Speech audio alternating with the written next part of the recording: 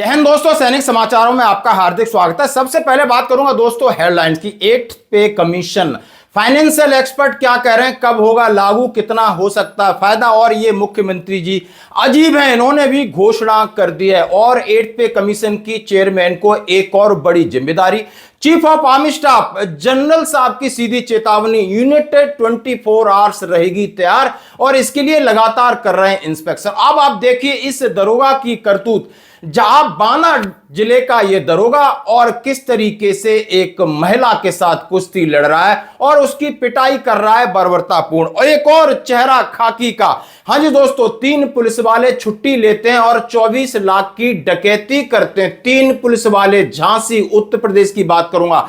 और आगरा कैंट का मामला, जहां पर स्टेशन प्रबंधक, अब राजनीति वहां पर ज्यादा हो रही है। अब आप देख सकते हो इसका भी वीडियो। तो आइए दोस्तों खबरें करते हैं विस्तार से। सबसे पहले मैं बात करूंगा 8th पे कमीशन को लेकर, जहां पर डेटा कलेक्शन पोर्टल की समय सीमा 31 जुलाई है और वेतन आयोग ने कहा है मैं इस काम को पूरी निष्ठा और ईमानदारी से करूंगा। अभी तक क्या चल रहा था उसका पूरा डेटा चाहिए, एनालिसिस करूंगा, सरकार के आगे रिपोर्ट रखूंगा और क्या बढ़ोतरी होगी उसको भी उन्होंने कहा है लॉजिक तरीके से आगे रखना। इसके लिए उन्होंने कहा है पिछली पूरी सफाई, पूरा डाटा और ये पारदर्शिता के लिए, यानी 8th पे कमीशन की चेयरमैन पर्सन है रंजना देसाई के ऊपर बहुत बड़ी जिम्मेदारी है। और उन्होंने 31 जुलाई तक की डेडलाइन है दोस्तों। जैसा हाल ही में एक नया अपडेट जारी करते हुए ऑनलाइन डेटा को जमा करने की अंतिम समय सीमा 31 जुलाई 2026 कर दिया है, ताकि देश के किसी भी हिस्से से किसी भी कर्मचारी का डेटा छूट ना पाए, चाहे वो पे लेवल 1 का है, पे लेवल 18 का है, यानी सरकारी विभाग का पूरा डेटा, इंडिविजुअल का पूरा डेटा। अब कहा जा रहा है वित्तीय और आर्थिक विशेषज्ञों द्वारा लगाए जा रहे आंकलन के मुताबिक 8th पे कमीशन अंतिम सिफारिशें के लिए कम से कम फिटमेंट फैक्टर 2.28 की बात कह रहे हैं। 2.28, ज्यादा से ज्यादा 2.86 हो सकता है, लेकिन सरकार 2.828 की बात की जा रही है। इस फिटमेंट फैक्टर को कैबिनेट द्वारा यदि हरी झंडी मिलती है तो सरकारी कर्मचारियों का न्यूनतम मूल वेतन 18,000 से 41,000 के आसपास पहुंचेगा और इसके साथ आपके तमाम तरीके के अलाउंसेस बढ़ेंगे। हाँ जी दोस्तों, जैसा ही इन्होंने एक लेबल किया और कहा है 2027 में मिलेगा एरियर का बंपर लाभ। तकनीकी और कानूनी नियमों के अनुसार 8th पे कमीशन की नई संशोधित सिफारिशों को 1 जनवरी 2026 से लागू माना जा रहा है। केंद्र और राज्य स्तर पर गठित आयोग की अंतिम रिपोर्ट आने की समीक्षा, कैबिनेट की अंतिम मंजूरी, अच्छा खासा समय लग सकता है।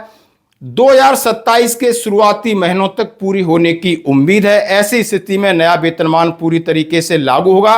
तो और ये नहीं उन्होंने कहा है कि यानी 2027 के मिड तक इनका काम होगा और उन्होंने कहा है लास्ट तक 2027 से सरकार घोषणा कर सकती है। अब बड़ी बात यह है कि राजस्थान में भी लागू होगा 8वां वेतन आयोग की सिफारिशें। जाने सीएम भजनलाल ने क्या घोषणा की है। उन्होंने कहा है केंद्रीय कर्मचारियों और पेंशनर्स को जिस तरह फायदा हो रहा है, हम अपने राज्य के कर्मचारी पेंशनर्स को भी उतना ही फायदा देंगे। और उन्होंने एक कमेटी गठित की है और वो इसका आकलन और मूल्यांकन करेगी, जैसा कि महंगाई भत्ता भी केंद्र सरकार के बराबर दिए जा रहे हैं। और उन्होंने कहा है कि मुख्यमंत्री द्वारा घोषित की जाने वाली उच्च स्तरीय समिति मुख्य रूप से एक वित्तीय थिंक टैंक के रूप में कार्य करेगी। इसका प्रमुख कार्यों, जिम्मेदारियों का खाका इस प्रकार है। यह कमेटी केंद्र सरकार के द्वारा गठित किए गए 8वें वेतन आयोग के ड्राफ्ट, उनकी सिफारिशों का विस्तृत अध्ययन करेगी।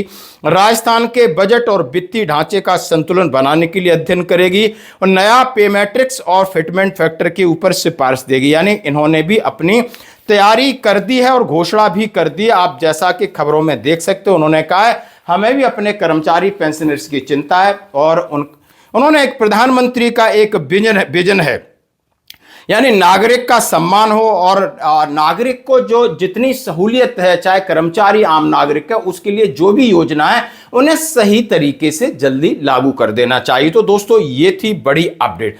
अब मैं आपके सामने रखना चाहता हूं रंजना प्रकाश देसाई, लगातार इनके ऊपर एक न एक जिम्मेदारी बढ़ती जा रही है। आप एक लेटर देख सकते हो। पश्चिम बंगाल सरकार 8वें केंद्रीय वेतन आयोग की अध्यक्ष न्यायमूर्ति सेवानिवृत्त रंजना प्रकाश देसाई को पश्चिम बंगाल समान नागरिक संहिता मसौदा विधेयक समिति का अध्यक्ष नियुक्त किया गया है। उन्हें एक और महत्वपूर्ण जिम्मेदारी सौंपी गई है। शुभकामनाएं।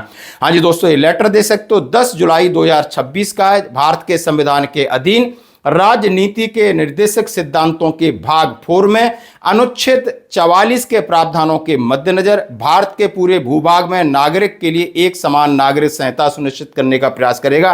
और वहां पर जो उन्होंने एक कमेटी बनाई है उसका अध्यक्ष इन्हें मनोनीत किया गया, यानी एक और जिम्मेदारी है पश्चिम बंगाल सरकार का, ये काम करेंगे आसान। तो धन्यवाद दोस्तों।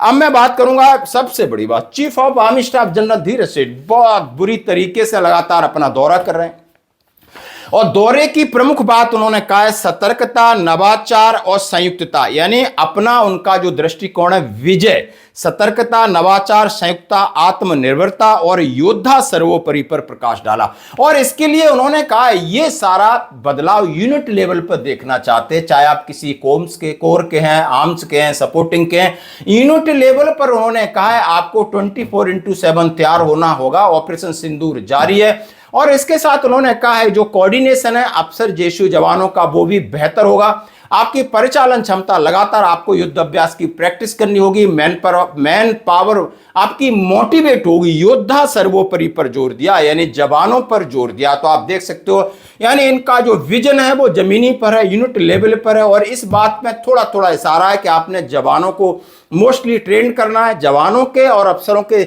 बीच का संबंध भी उन्होंने कहा है बिल्कुल भरोसे वाला होना चाहिए, खुशहाल होने चाहिए, क्योंकि ये अब लड़ाई का माहौल और इसी तरीके का आप समझ सकते हो एटमॉस्फेयर जो क्रिएट हो रहा है, तमाम तरीके की बातें हो रही हैं। और उसमें धीरज सेठ साहब लगातार अभी पूर्वी कमान में परिचालन तैयारियों की समीक्षा की। सेना प्रमुख जनरल धीरज सेठ ने Trishakti corps, Bengdubi military station, spear corps सहित पूर्वी कमान के अंतर्गत आने वाली यूनिटों की सुरक्षा स्थिति और युद्ध तत्परता पर समीक्षा की। उन्होंने परिचालन, तैनाती, निगरानी, रसद, प्रौद्योगिकी, आत्मसातकरण, बल आधुनिकीकरण का आकलन किया। यानी मैं बात करना चाहता हूं आपका इक्विपमेंट, आपका अम्युनिशन, आपका लॉजिस्टिक, आपकी गाड़ी, सब तैयारी होगी, एकदम तैयार रहना होगा। इसी बात पर जोर देते बोला यदि इसमें कोई कमी है आप उसके लिए आपको क्या चाहिए मैं आपके साथ प्रोवाइड कराऊंगा। तो दोस्तों सेना की ये खूबसूरती है, हमेशा हमारा दिल रहता है कि सेना ट्रेंड हो, वेल ट्रेंड हो, क्योंकि इतने लोगों का भरोसा है। आप कितने भी उल्टे सीधे एडमिनिस्ट्रेशन काम करो, इसकी कोई भी वैल्यू नहीं है। आपको युद्ध के लिए तैयार रहना होगा। धन्यवाद दोस्तों। अब आप ये वीडियो देखिए।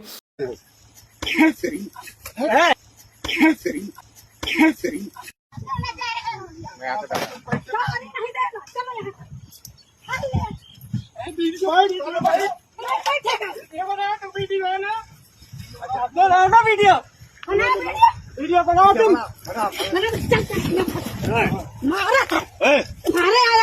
ये पकड़ो बनाओ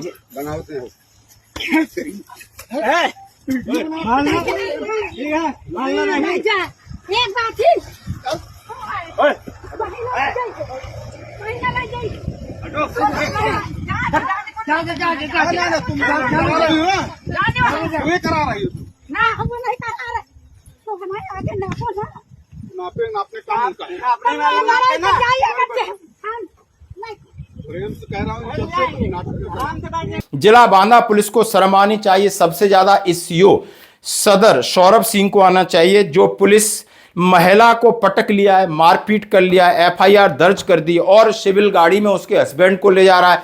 लेकिन महिला ने भी डट के मुकाबला किया, कॉलर पकड़ के एक बार तो इन बॉस को नीचे गिरा लिया, घुमा दिया, झांसी की रानी की तरीके से वो चढ़ गई, फिर ये उसके साथ मारपीट करते हैं। क्या ये सही है? राष्ट्रीय महिला आयोग को इस वीडियो के आधार पर दोषी पुलिस कर्मियों पर कार्रवाई करनी चाहिए थी। वहां पर महिला पुलिस क्यों नहीं थी? आखिर इन्होंने महिला के ऊपर हाथ क्यों उठाया? क्यों जबरदस्ती एक अपने पर्सनल गाड़ी में उसके हस्बैंड को ठूस रहे थे, परेशान कर रहे थे? तो ये वीडियो आपका क्या है इसके ऊपर कहना। अब मैं इस खाकी का एक और दाग बताना चाहूंगा। झांसी में लगभग 25 लाख की लूट की है और आरोपी कौन है? यूपी पुलिस के 3 सिपाही हैं। आप बताओ कैसा होगा दिमाग? उरई पुलिस में की लाइन में छुट्टी लेकर आए, यानी उरई एक जालौन उरई एक जगह, वहां पर ये तैनात थे। तीनों ने प्लान किया, तीनों ने छुट्टी ली और फिर छुट्टी में सिपाहियों की वर्दी पहनकर ड्राई फ्रूट कारोबारी के मुंशी को कार में अगवा किया। यानी उन्होंने पकड़ भी कर ली, कारोबारी के मुंशी को अगवा किया, मारपीट की, रुपयों से भरा बैग लूट लिया। जांच में कार नंबर से खुला पूरा राज, तीनों गिरफ्तार और निलंबित। अब ये वीडियो देख सकते हो, कितने महान लोग हैं, कितनी महान ट्रेनिंग है, कितनी महान सोच है। पुलिस में रह रहे हैं, ड्यूटी कर रहे हैं, छुट्टी लेते हैं, वर्दी ले जाते हैं, वहां किडनैपिंग करते हैं और लूट कर रहे हैं। इस तरीके की है आपकी खाकी, है ना। यदि आप बहुत बड़े अधिकारी हैं तो आपको गर्व होना चाहिए। बिल्कुल हाँ जी, कहीं भी कोई समस्या नहीं है, क्योंकि आपके अधिकारियों को बुरा हाल है। आप ये एसीपी हैं, असिस्टेंट कमिश्नर ऑफ पुलिस हैं, 800 करोड़ रुपए की इनके पास जायदाद है। होटल ले लो, घर ले लो, फ्लैट ले लो, और इनका टारगेट था मतलब लगभग 3 करोड़ रुपए महीना कमाना रिश्वत से। तो अब आप बताइए देश में क्या बदला है, क्या बदला है, आप समझ सकते हो। और ये कमीशन कहां देते होंगे आपको पता है, नेताओं को, मैं कह देता हूं।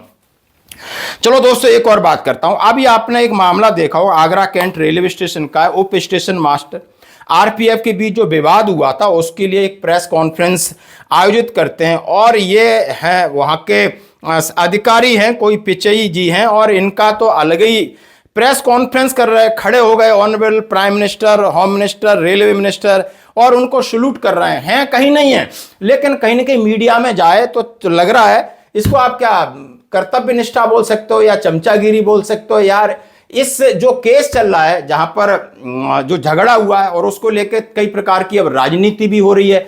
यानी कुल मिला के आप जब देखोगे तो ऐसा लग रहा है कि कोई भी पक्ष झुकने को तैयार नहीं है, और इसके पीछे सब कोई अपनी ताकत लगा रहा है। भले रेलवे का नुकसान हो, आरपीएफ का नुकसान हो, सिस्टम का नुकसान हो, नेता कूद गए हैं, अधिकारी कूद गए हैं, हंगामा हो रहा है, चक्का जाम हो रहा है, हड़ताल हो रही है, लेकिन शायद इनको अब उस चीज का कोई फर्क नहीं पड़ता है। धन्यवाद दोस्तों।